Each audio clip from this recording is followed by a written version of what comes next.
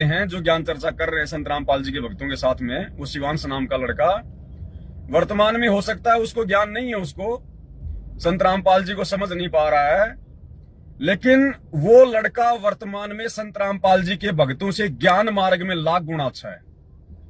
उस व्यक्ति को भले ही शास्त्रों की शास्त्र अनुकूल भक्ति का ज्ञान नहीं है, लेकिन उसको जितना ज्ञान है, जितना उसने अपने गुरुओं से सीखा है, जो शास्त्र विरुद्ध ज्ञान उसने अपने गुरुओं से सीखा है ना, उस शास्त्र विरुद्ध ज्ञान में भी वो संत रामपाल जी के भक्तों से लाख गुना बुद्धिमान है, लाख गुना बुद्धिमान। उसके बोलने का तरीका, उसके सवाल करने का तरीका, उसके जवाब देने का तरीका।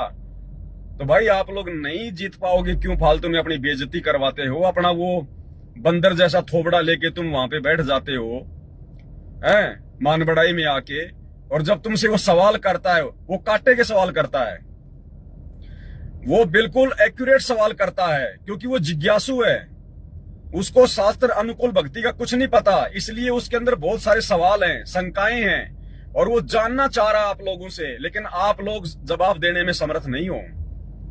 आप लोगों को तो बोलना भी ढंग से नहीं आता, बोलना भी ढंग से। अरे आप लोगों के तो कोई पिछले संस्कार थे जिस कारण से भगवान ने अपनी शरण में ले लिया। नहीं, आप लोग तो वही बात है भाई और बहनों, चाहे एक बार बोलूं चाहे मैं 50 बार बोलूं, भक्तों को दो देली का ज्ञान नहीं है। जो गुरुजी ने ज्ञान दे दिया ना, उस ज्ञान के आधार से भी आप जी दुनिया को सेटिस्फाई नहीं कर सकते, आप दुनिया को संतुष्ट नहीं कर सकते। क्यों? क्योंकि आपने गुरुजी के ज्ञान को अपने ऊपर आत्मसात नहीं किया। भक्तों ने संत रामपाल जी के ज्ञान को अपने जीवन में अमल नहीं किया, लागू नहीं किया, जिस कारण से ना तो उनको बोलने चालने का तरीका है कि सामने वाले के साथ में कैसे सवाल जवाब करें, कैसे उसके सवालों का जवाब दें, कुछ नहीं पता है। तो भाई और बहनों, क्यों तो अपनी बेइज्जती करवाते हो, और क्यों सतगुरु रामपाल जी परमात्मा की बेइज्जती करवाते हो? अब जगत वाले तो यही सोचेंगे यार जैसा गुरु वैसे चेले होंगे, चेला तो उतनी बात करेगा जितना उसके गुरु ने समझाया है, जवाब तुम एक भी दे नहीं पाते उसकी बातों का। तो भाई और बहनों, ये काल की सूक्ष्म चाल है। वर्तमान में काल इस प्रकार की ज्ञान चर्चाओं के माध्यम से आप लोगों का समय बर्बाद करवा रहा है। आप लोगों की जो कीमती श्वासें हैं, जिनका प्रयोग हमने भक्ति में करना है, वो हमारी कीमती श्वासें काल बर्बाद करवा रहा है।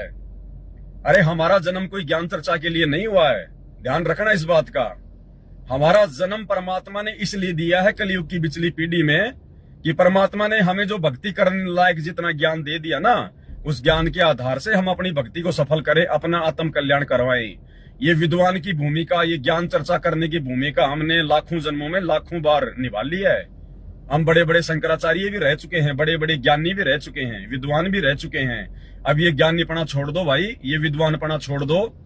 तुम अपनी भक्ति तो ढंग से कर नहीं रहे, और दुनिया के सामने तुम लाइव ज्ञान चर्चा में आ रहे हो। तो भाई पहले तो अपना हुलिया ठीक करो, अपना थोबड़ा ठीक करो। तुम्हारे को तो ज्ञान चर्चा में ढंग से बैठना भी नहीं आता, बोलना तो बहुत दूर की बात है।